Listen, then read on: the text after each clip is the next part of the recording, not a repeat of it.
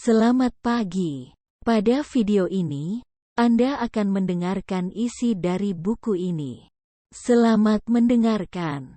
Buku ini berjudul Buletin Pelestarian Warisan Budaya dan Cagar Budaya Mayangkara.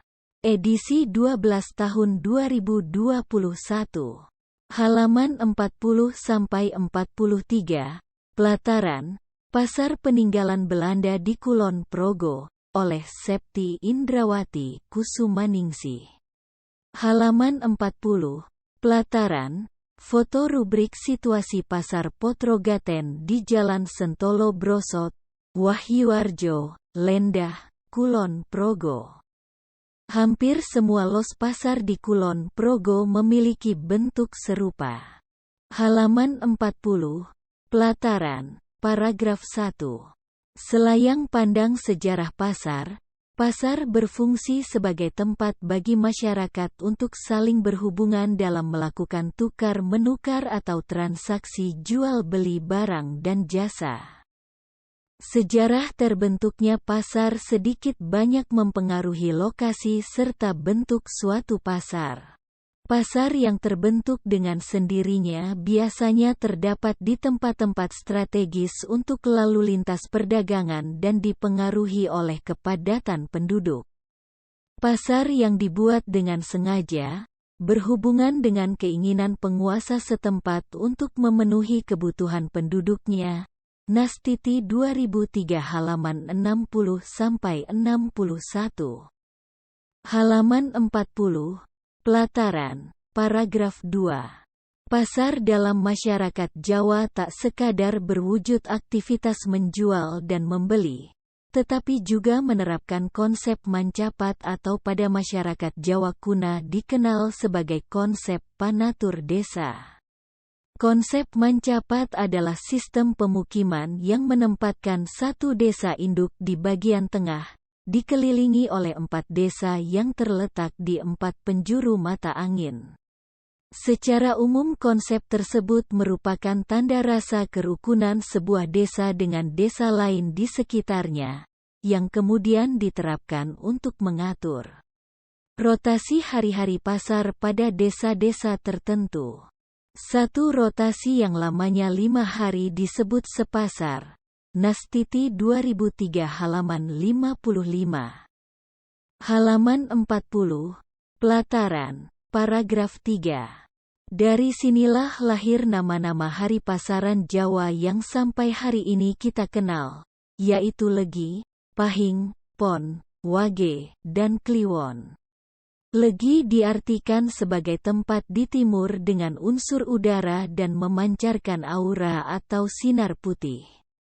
Pahing di selatan dengan unsur api dan memancarkan sinar merah. Pon bertempat di barat dengan unsur air dan memancarkan sinar kuning. Wage di utara dengan unsur tanah dan memancarkan sinar hitam.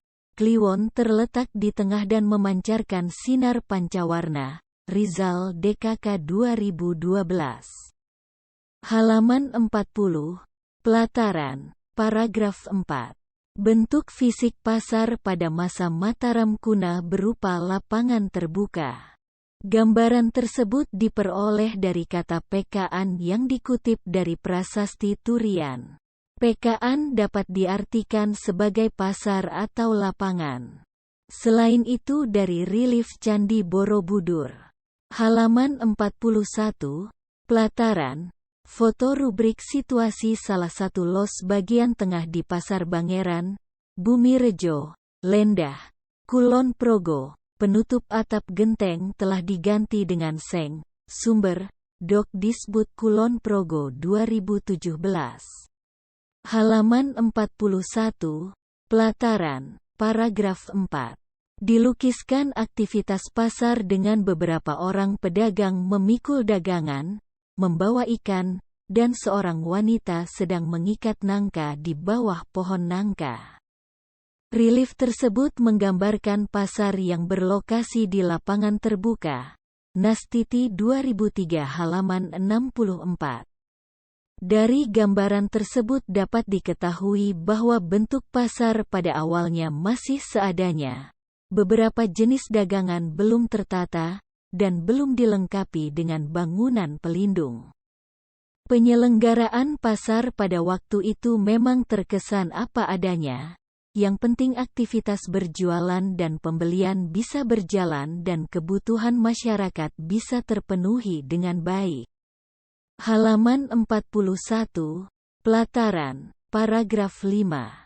Pasar-pasar mulai mengalami perbaikan setelah pemerintah kolonial Belanda menjadikannya sebagai titik perhatian, terutama pada awal abad ke-20, walaupun hanya terbatas pada pasar-pasar di kota-kota besar. Salah satu yang melatar belakangi pembangunan pasar di Hindia Belanda adalah adanya Undang-Undang Desentralisasi tahun 1903. Desentralisasi Wet 1903 yang memberi otonomi kepada daerah-daerah di Hindia Belanda. Dengan undang-undang tersebut, kota-kota memiliki pemerintahan sendiri yang terpisah dengan pemerintahan pusat. Maka lahirlah Gemeente, Kota Matya. Gemeente dipimpin oleh seorang wali kota, burgermeester, dari orang Belanda. Bukan pribumi. Otonomi yang diberikan kepada kota meliputi juga otonomi keuangan, sehingga Gemeente harus bekerja keras mencari sumber keuangan untuk pengelolaan kota. Pasar merupakan salah satu alternatif sumber pendapatan yang strategis bagi Gemeente, karena mereka bisa menarik bea dari para pedagang. Basundoro 2012 halaman 93. Halaman 41, Pelataran, paragraf 6. Setelah terbitnya Desentralisasi Wet 1903, jumlah pasar yang dibangun pemerintah kolonial Belanda meningkat dengan pesat. Pada tahun 1907 jumlah pasar yang terdaftar di Yogyakarta sebanyak 149 pasar dan tahun 1908 terdaftar 152 pasar. Kolonial Verslag van 1909.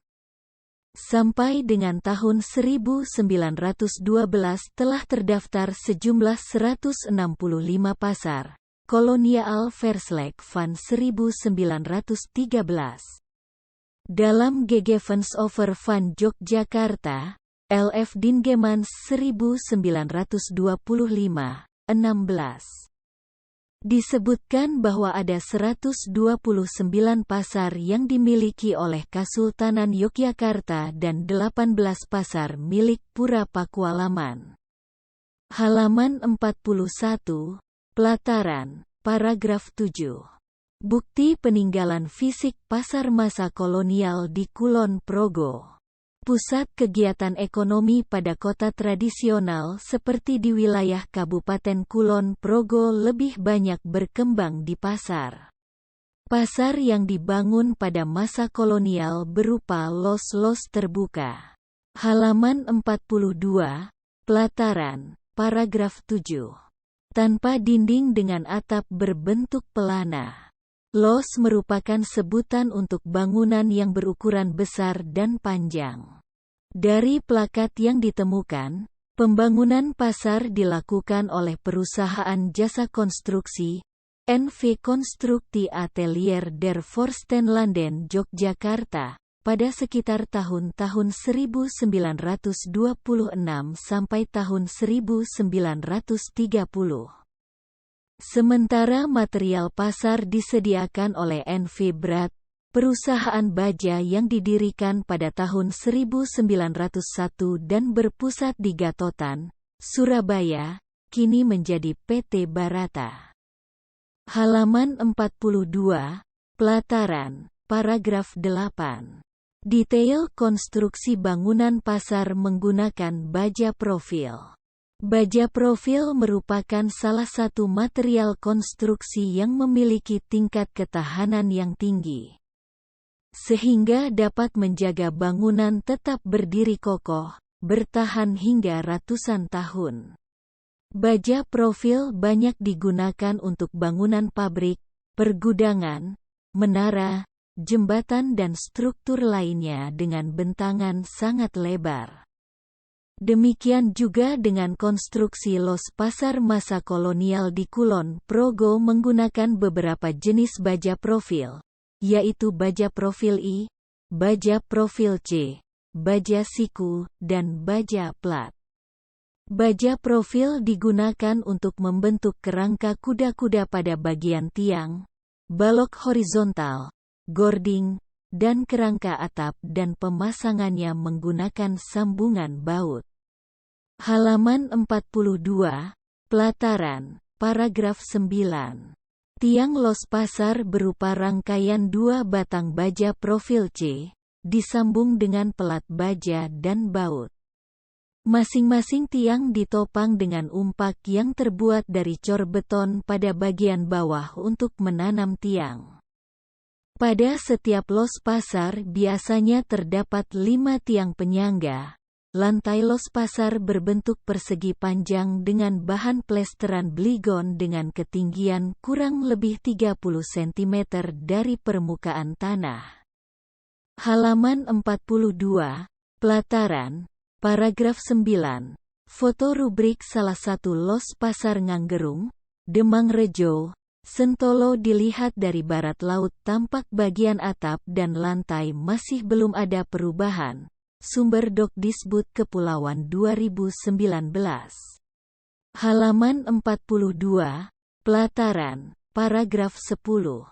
Struktur yang membentuk kerangka atap los pasar terdiri atas kuda-kuda, bubungan, nok, gording, reng, usuk, sekur, struktur penyokong, dan penutup atap. Kuda-kuda dibentuk dari baja profil C yang berfungsi untuk menopang tekanan pada rangka atap dan langsung menyalurkannya ke struktur tiang. Bubungan atau nok menggunakan baja profil I, berfungsi mengikat kuda-kuda satu dengan yang lainnya. Posisi nok ini memanjang sesuai dengan panjang rangka atap. Adapun tiang, kuda-kuda, dan bubungan disambung menggunakan pelat baja dan baut. Di ujung barat dan timur atap terdapat sekur yang berfungsi untuk menopang tutup berbentuk segitiga. Dalam arsitektur tradisional Jawa, sekur ini biasa disebut tutup keong yang berfungsi sebagai penahan tampias air hujan. Gording merupakan struktur tumpuan dari usuk, reng, dan genteng yang menghubungkan kuda-kuda.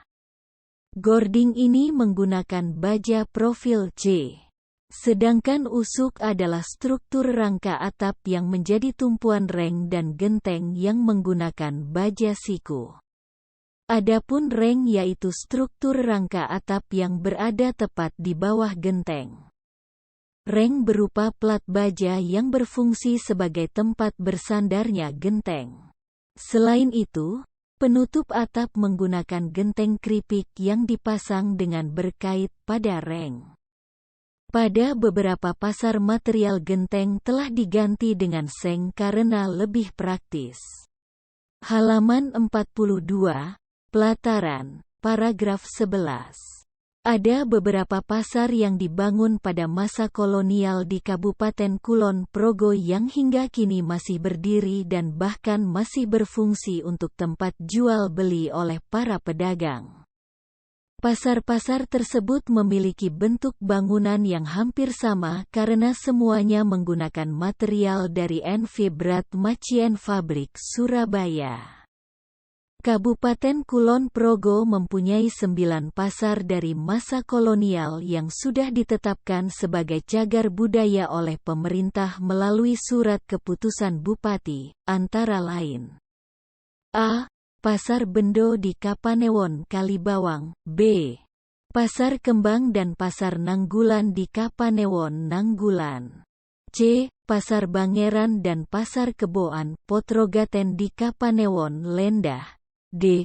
Pasar Niten, Sribit, di Kapanewon Girimulyo. Halaman 43, Pelataran, paragraf 11. E. Pasar Nganggerung di Kapanewon Sentolo, F. Pasar Sewu Galur di Kapanewon Galur, G. Pasar Ngagli di Kapanewon Panjatan.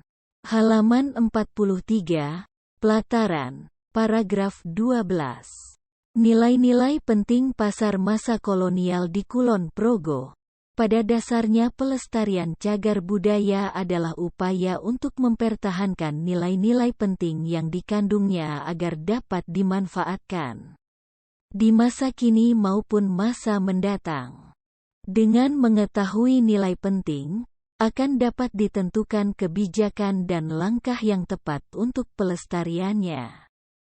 Sebaliknya, tanpa mengetahui nilai penting cagar budaya akan sulit menentukan tindakan-tindakan pelestarian yang harus dilakukan, termasuk keputusan untuk melakukan perlindungan, pemanfaatan, dan pengembangannya.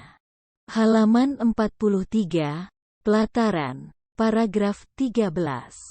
Pasar yang dibangun pada masa kolonial di Kulon Progo mempunyai beberapa nilai penting yang secara objektif melekat kepada keberadaan bangunan pasar. Merujuk pada Pasal 5 Undang-Undang Nomor 11 Tahun 2010 tentang Cagar Budaya, nilai penting cagar budaya dapat diperhitungkan berdasarkan manfaatnya bagi sejarah, ilmu pengetahuan, pendidikan, agama, dan/atau kebudayaan. Uraian nilai-nilai penting pasar masa kolonial di Kulon Progo sebagai berikut. A. Nilai penting sejarah, berkaitan erat dengan tahap perkembangan pada masa kolonial dalam bidang penerapan teknologi penggunaan baja profil untuk bangunan los pasar. B. Nilai penting ilmu pengetahuan, mempunyai potensi sebagai objek penelitian untuk kepentingan perkembangan ilmu pengetahuan. Keberadaan los pasar masa kolonial di Kulon Progo menjadi bukti suatu tingkat pemahaman, pengetahuan tentang konstruksi dan arsitektur bangunan dengan material baja. Konstruksi baja dapat bertahan lama meskipun terkena gempa tektonik yang melanda daerah istimewa Yogyakarta pada tanggal 27 Mei tahun 2006. C. Nilai penting kebudayaan, keberadaan los pasar masa kolonial sebagai pasar tradisional mengacu pada aktivitas pasar yang berpindah tempat disesuaikan dengan hari pasaran. Pada perkembangannya, pasar berkembang menjadi tempat yang sangat kompleks. Fungsi pasar tidak hanya untuk kegiatan ekonomi saja, tetapi juga sebagai ruang terbuka untuk interaksi sosial, tempat bertukar informasi, serta sebagai tempat memperoleh hiburan. Halaman 43, Pelataran, paragraf 13. Foto rubrik plakat logam pada salah satu los yang menunjukkan pembangunan pasar. Dilakukan oleh perusahaan jasa konstruksi NV Konstrukti Atelier der Forstenlanden Yogyakarta. Sumber, dokumentasi Dinas Kebudayaan Kulon Progo, 2019. Sumber bacaan, Basundoro, Purnawan. 2012. Pengantar Sejarah Kota, Yogyakarta, Penerbit Ombak. Dinas Kebudayaan Pariwisata Pemuda dan Olahraga Kabupaten Kulon Progo. 2013. Database Warisan Budaya Kulon Progo. Kulon Progo, tidak diterbitkan. Dinas Kebudayaan Pariwisata Pemuda dan Olahraga Kabupaten Kulon Progo. 2015. Ensiklopedi Budaya Kulon Progo. Kulon Progo, tidak diterbitkan. Dingemans, LF 1925. Gegevens over van Yogyakarta, Koloniaal Verslag van 1909, Weltervreden, Departemen van Kolonin. Koloniaal Verslag van 1913, Weltervreden, Departemen van Kolonin. Nastiti, Titi Surti. 2003. Pasar di Jawa pada masa Mataram Kuna abad 8 Si Masehi. Jakarta, Pustaka Jaya. Rizal, JJDKK. 2012. Menguak Pasar Tradisional Indonesia. Jakarta, Direktorat Internalisasi Nilai dan Diplomasi Budaya, Direktorat Jenderal Kebudayaan, Kementerian Pendidikan dan Kebudayaan. Septi Indrawati Kusumaningsih merupakan alumni arkeologi, FIB, UGM. Sejak tahun 2011 bekerja di Balai Pelestarian Cagar Budaya Provinsi Daerah Istimewa Yogyakarta, Unit Kerja Dokumentasi dan Publikasi.